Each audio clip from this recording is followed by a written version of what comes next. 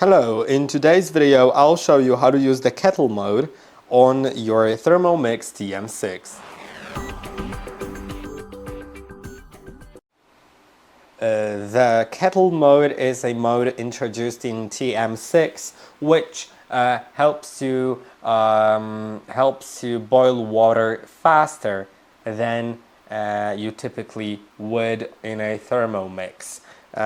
Since it doesn't heat up that as quickly as a kettle, but with TM6 or TM7 you can simply get to the right page where the modes are and then go to kettle.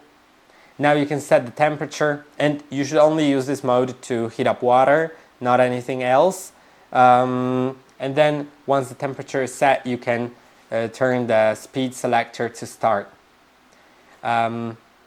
And that is basically it. I hope that this video was helpful. Don't forget to like and subscribe, and I'll see you in the next one.